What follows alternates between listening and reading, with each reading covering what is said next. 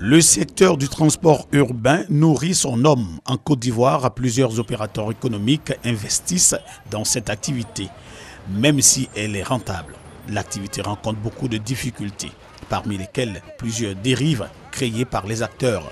Si la filière rend énormément de services aux populations, ces hommes et femmes signalent cependant vivre chaque jour un calvaire en compagnie des acteurs du transport. Ils roulent comme des fous, ils prennent des sens interdits et s'il y a deux files, ils inventent une troisième file. Par contre, s'ils peuvent passer chez vous avec le baca par la cuisine, sortir par la fenêtre, ils le feront. Souvent quand tu dis au chauffeur, excusez-moi monsieur, essayez de rouler doucement parce que vous filez, il vous dit si vous êtes trop pressé ou bien si vous n'êtes pas content, descendez de la voiture. Ce qui n'est pas sans conséquence. Nous sommes ici à Djamé. Un accident vient de se produire entre un baca et une bâchée.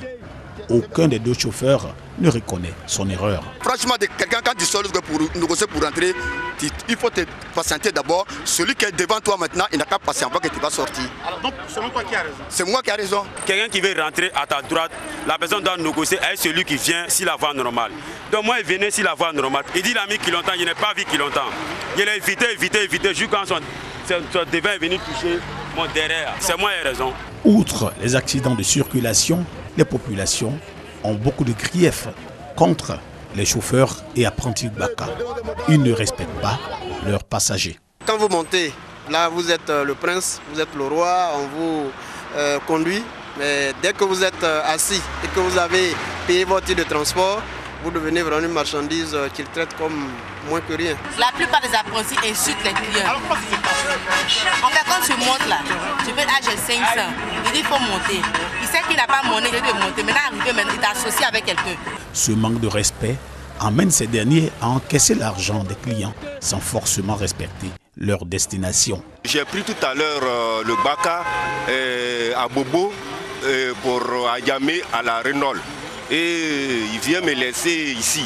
Sur la route, on n'est même pas arrivé. Raison évoquée, les embouteillages. Vous imaginez un baca qui doit faire par exemple 25 000 francs par jour. Donc c'est en fonction du temps, les gars font la recette. Un argument auquel sont habitués les passagers qui dénoncent ce comportement. Si les passagers sont les victimes des chauffeurs et apprentis, les bourreaux des chauffeurs, eux, ce sont les chargeurs et les syndicats. Chaque jour, Dieu fait, on peut en tirer de jour 1000 francs. Puis tirer de blanc, c'est 100 francs. À la gare, peut seulement 500. Une chaîne alimentaire dans laquelle chacun mange et est mangé à son tour. Quand tu gardes ton véhicule, les droits tu dois payer. Mais souvent ils attendent à ce que les clients montent dans le véhicule. Et quand on leur réclame le droit qu'ils doivent payer, et c'est là maintenant qu'ils doivent s'opposer aux chargeurs.